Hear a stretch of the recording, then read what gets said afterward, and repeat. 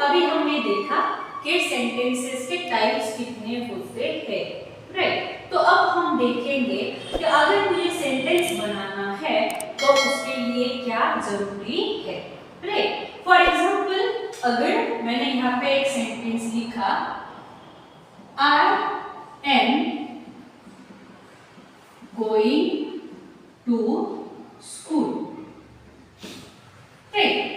तो ये सेंटेंस बनाने के लिए अगर आप देखोगे मैंने 1 2 3 4 5 पांच अलग अलग पार्ट्स लेके उसको ज्वाइन किया है और एक सेंटेंस बनाया है।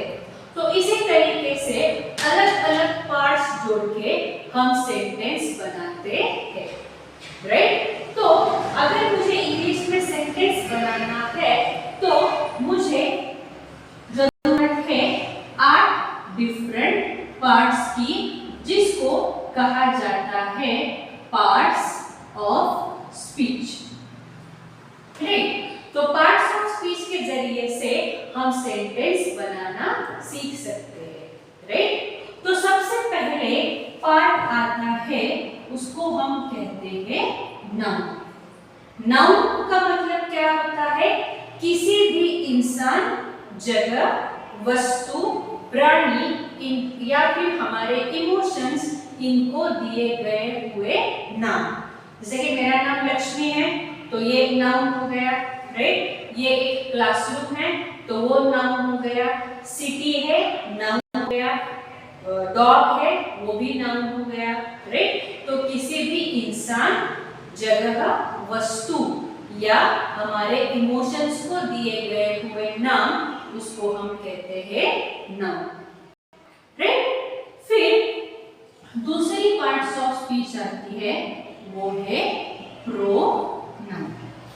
तो प्रोनाउन को हम कहते हैं सर्वनाम। तो प्रोनाउन का यूज क्या होता है कि अगर मुझे नाउन का रिपीटेशन बार बार करना पड़ रहा हो तो उसकी जगह पे मैं प्रोनाउन यूज कर सकती हूँ।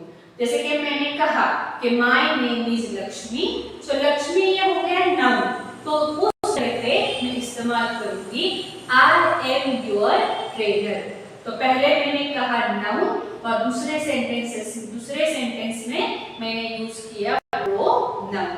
तो प्रोनाउन का काम क्या होता है? नाउन को रिप्लेस करना, राइट। फिर तीसरी पार्ट ऑफ स्पीच आती है, जिसको हम कहते हैं एडजेक्टिव। तो एडजेक्टिव क्या करता है? तो एडजेक्टिव को हम कहते हैं विशेषण। मतलब ये हमें किसी भी नाउन या फिर प्रोनाउन के बारे में ज्यादा जानकारी देता है।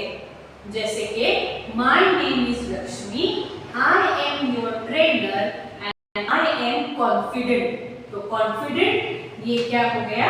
एडजेक्टिव। इसने क्या किया? मेरे बारे में आपको ज्यादा जानकारी दी, राइट। जैसे कि हम किसी भी वस्तु की क्वालिटी बताते हैं कि चाय गर्म है तो my tea is hot, so hot हो गया adjective, right. Then today's weather is cold, तो कोल्ड हो गया एडजेक्टिव, राइट। तो हम क्वालिटीज बताते हैं। सेकंड, हम क्वांटिटी बता सकते हैं, जैसे कि I have many students, right. Then she has less interest, तो हम क्वांटिटी बताते हैं तो वो भी एडजेक्टिव होता है। अगर हम नंबर बताते हैं, जैसे कि आई हैव 2 कार्स, सो 2 यहाँ पे हो गया एडजेक्टिव। तो एडजेक्टिव का मेन रोल क्या है? किसी भी इंसान, वस्तु, जगह के बारे में ज्यादा इंफॉर्मेशन प्रोवाइड करना, राइट। तो ये हो गया एडजेक्टिव।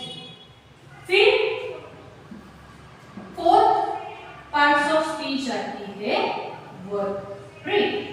तो verb plays really important part, because हम जब टेंसेस सीखते हैं तो हमें देखना पड़ता है कि मैं कौन से टेंस में बात करने वाला हूँ और वहां पे कौन सा वर्ब मुझे यूज करना है। So verb plays very important part in sentence, right. तो वॉट एम भी वर्ब होता है, हैव हैज भी वर्ब होता है, और रन, वॉक, ईट, स्लीप ये भी वर्ब होते हैं। तो हम जब ये पार्ट्स ऑफ स्पीच पढ़ेंगे डिटेल में, तब मैं ये वर्ब्स आपको डिटेल में पढ़ाऊंगी। Right. Fifth parts of speech आती है, that is adverb. So adverb, इसको हम कहते हैं क्रिया विशेषण, जो हमें क्रिया के बारे में ज्यादा जानकारी देता है। मतलब क्रिया कैसे चल रही है, क्रिया कहाँ हो रही है और क्रिया कब हो रही है। मतलब ये हमें क्रिया के बारे में where, how and when in question की जानकारी देता है। तो इन दोनों में फर्क क्या है? तो एडजेक्टिव हमें नाउन या प्रोनाउन के बारे में विशेष जानकारी देता है और एडवर्ब हमें क्रिया के बारे में विशेष जानकारी देता है। जैसे कि आई टीच डेली, तो डेली हो गया यहाँ पे adverb, right. Then she speaks often, तो यहाँ पे ऑफन हो गया एडवर्ब। तो क्रिया के बारे में जानकारी देने वाला वर्ड, उसको हम कहते हैं adverb, right. Then next parts of speech है प्रेपोजिशन। तो प्रेपोजिशंस क्या करते हैं?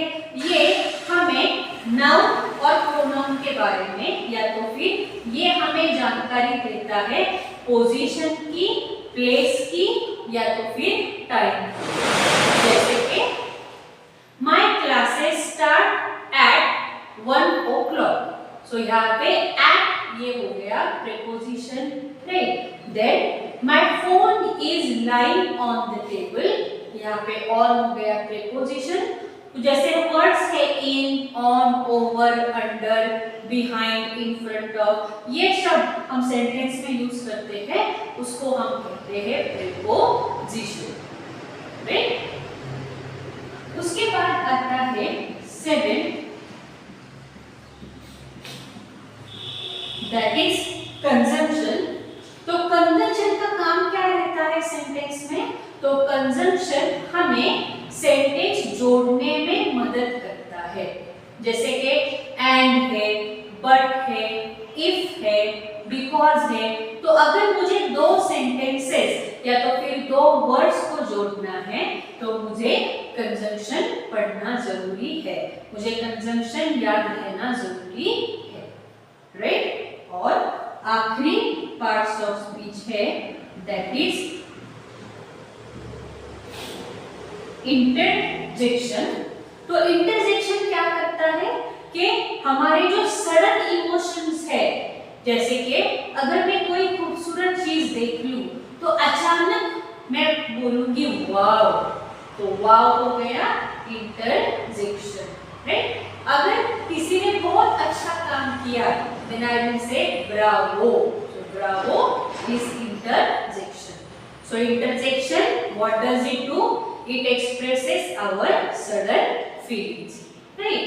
तो ये हो गए हमारे 8 पार्ट्स जिससे हम सेंटेंसेस बनाना सीखेंगे, राइट। अगर आप ये 8 पार्ट सही से समझ लो कि मुझे कौन सा पार्ट कहाँ यूज करना है, तो आपको सेंटेंस बनाने में कोई दिक्कत नहीं होगी, राइट। जैसे कि मैंने कहा कि मेरे चैनल का नाम है English mates, so we are mate now, so you are free to ask me any type of question, right. तो नेक्स्ट पार्ट में हम शुरुआत करेंगे कि सेंटेंस कैसे बनाना है। हम स्टार्ट करेंगे बेसिक सेंटेंसेस से, तो जुड़े रहिए, क्योंकि अगर आप कोई भी पार्ट मिस करोगे तो आप पूरी तरीके से जानकारी नहीं ले पाओगे, क्योंकि ये जो पार्ट्स है, एक पार्ट दूसरे पार्ट पे डिपेंड होगा। तो मैं चाहूंगी कि आप कोई भी पार्ट मिस ना करें। Okay friends.